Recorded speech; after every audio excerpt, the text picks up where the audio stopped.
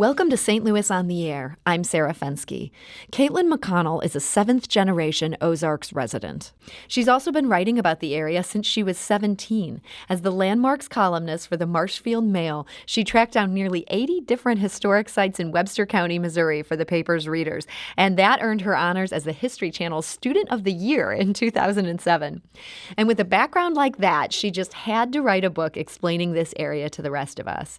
Her new guidebook, Passport to the Ozarks, takes readers to 61, quote, out-of-the-way places to see, visit, and experience throughout the Missouri Ozarks.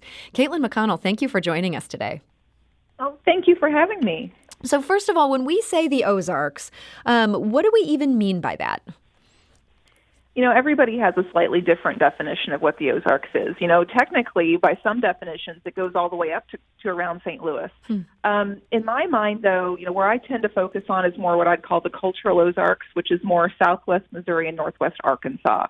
You know, kind of, I'm based in Springfield, so you go north, you know, for maybe, I don't know, an hour or so. It's kind of Ozarks terms of describing distance, but, you know, go up an hour or so and go over, you know, pretty far east on the state and then down into Arkansas. Okay. Now, Webster County, where you're from, that's near Springfield. You would consider that part of the Ozarks. Tell us a little bit about what that was like growing up there.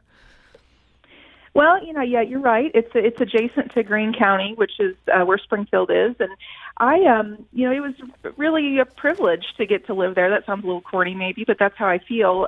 You know, it was amazing being able to live someplace where I felt such a deep connection, and that's something that really did become relevant to me, I guess, when I was in high school and began learning more about my family's history in Webster County. And you know, when I was growing up, I actually lived in the same house where my grandmother had grown up. And so it was pretty cool to be able to think, you know, how was life different when she was young? You know, when my great-grandmother was living there, when my great-great-grandmother, you know, bought the house. And so it's amazing to kind of look over a field and think, is this, you know, a similar view to what they saw back then? And is that still a pretty rural area today, or has suburbia encroached?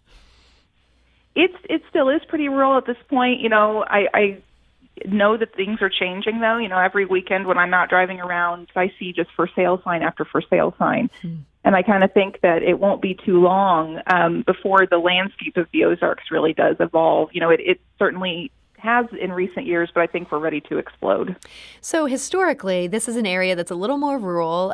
What are some of sort of the things that tie it together? Are there certain industries that have been big here, or certain reasons that people would have chosen to live in this area?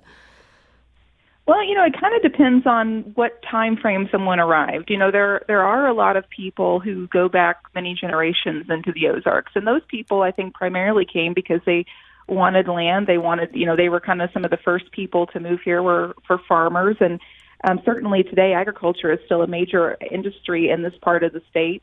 But, you know, other people, we've seen a lot more immigration in recent years for different ethnic groups. There are certain parts of the Ozarks, even as rural and remote as they are, that are seeing refugees come to live there as well. And so, you know, you do see still a very rural area. You know, in Springfield, of course, higher education, healthcare are some of the major industries that see people employed. But once you get more out in those rural areas, it is a lot different, and it is still ties back to those roots more than I think we might expect it to. So for those of us who are new to attempting to explore this area, I think the biggest frustration with the Ozarks is this is just a huge region.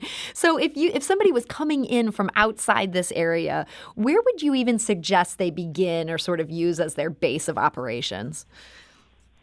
I mean, it's easy for me to say that Springfield is a great place to start because it's right in the center, really, of everything, at least from my perspective. You know, you can get to most of the Ozarks with relative convenience, whenever you're here, because you can drive a couple hours in any direction and really see a lot of different things. It kind of just depends on what you're wanting to see for which direction you should go. So you narrowed this down to 61 places, and I'm sure that was very hard in light of how huge this region is. What's one highlight that people in St. Louis might be completely unfamiliar with, but that you would say you really ought to visit this place? Well, one of the places I love, and it's actually the first place in the book, it's a place called Topaz Mill.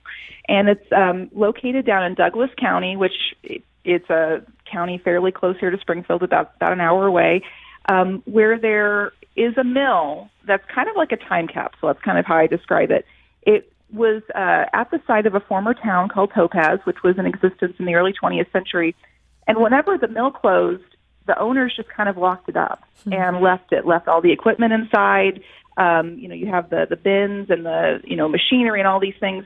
You even on one corner of the barber shop or one corner of the mill have a barber shop where people used to go in and get their hair cut, and the signage is still on the walls. And it's just really neat. And it kind of is a great example of just a really out of the way, cool, authentic place to go visit because, it's privately owned. It's not a public park or place to visit, but the owners are really excited about having people come visit and love showing it off to visitors. So it's just a scenically beautiful place. It's an interesting historical place, and I think it's just a good slice of what the Ozarks has to offer. And sorry, tell us the name of that again. Topaz, Topaz Mill. Okay, Topaz Mill. I understand one of the other places, one of the nature spots you've highlighted is called Alley Mill. Tell us about that. That is, Alley Mill is one of the places I feature in the section on the Ozark National Scenic Riverways. And if someone likes scenic spots, likes to get on the river, I would definitely encourage them to just check out that whole category because this riverway was the first of its kind that was developed in the 1960s to protect wild rivers. And it kind of just has a bunch of different places to visit along it. You have Alley Mill, which is an 1890s grist mill. It still has displays of machinery inside as well. You have ruins of a place called Welch Hospital, which was a place that kind of a mineral, healing waters type place back many years ago that people went for treatment specifically for asthma. And then you just have a lot of different springs and rivers that are just beautiful in their own different ways. And so you go to that area and you can kind of see a lot in a relatively short distance. Now, we have one of Kaitlyn's pictures of Alley Mill. You can see it on our Twitter page. That's at STL on air if you want to get a sense of what she's describing here. Kaitlyn, this book doesn't just highlight places to eat and to sightsee, but there's also some sites that maybe we wouldn't think of as tourist spots. And one of those is maybe the Neosho Colored School. What's the history of that site? Yeah, so I initially did a story about that school about I'd say a year or two ago for Ozarks Alive Overall, and I actually didn't even know it existed until someone contacted me and told me about it. But it actually is the building where George Washington Carver first went to school whenever he was a child. And I think I would have found it fascinating anyway. A very sad part of our history, but something we need to be aware of. And is that open today to the public? It is open by appointment. They don't have regular hours at this point, but it is a place that people can go see. There are displays out front, so if you're interested in at least seeing the exterior, anybody can drive by and read those displays. But they're in the process of renovating it, so it's kind of a unique story. I'll try to remember all the details, but they didn't even realize until a few years ago that this building still existed because after the school had closed, it became converted into a residence. And, as time passed, people kind of forgot that the interior walls were actually still the school walls. And so it wasn't until I think the house had gotten foreclosed on or something and they were going to tear it down that someone came in and looked at it and realized that actually kind of insulated in the exterior walls, the original building was still there. And so they began a restoration project, to preserve this. And it's been, it's a gradual process, but they've made a lot of work in recent years with the aim of, preserving this building so people can see it. That's kind of an amazing story. So, yeah, that seems like that would be worth looking at just to get the context of the history of this building. Yes, I agree. It's places like that, you go and it's like you said, it's not necessarily fun. It's not a touristy place like you would think in the conventional sense, but I think it's important for us to visit places like that and really understand the context and why they play a role and what we need to learn from those today.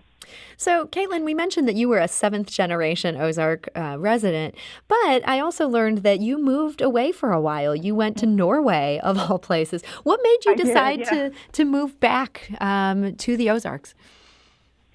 I have to say that Norway, lots of places in the world are beautiful and offer perks. But from my own personal experience when I was there, it's an undescribable pull back to the Ozarks, I guess you could say. And I don't know if it's because of the family connection. I mean, certainly I have family here I'm close to, but I think it goes deeper than that. It's like just knowing that this is a place I've been a part of for longer than I've ever been alive. You know, that my family has been here. And just, you know, when I drive around and see the hills and the sunrises and the sunsets, and it makes me feel more peaceful than anywhere else I've ever been. And so all of those things, you know, led me while I was away just to really miss home. So I've moved back in 2015, and that's actually when I started Ozarks Alive, was right when I came back, because one of the other things I'd missed while I was away was getting to write about the Ozarks. And so I decided I didn't want to wait for someone to give me an opportunity. I just was going to jump in and do it myself. And now with this book, you really got a chance to scratch that itch. That's awesome. That's right. Kaitlyn McConnell, author of Passport to the Ozarks. Thank you so much for joining us today. Okay, thank you. I am glad I got to. This is St. Louis on the Air on St. Louis Public Radio, 90.7 KWMU.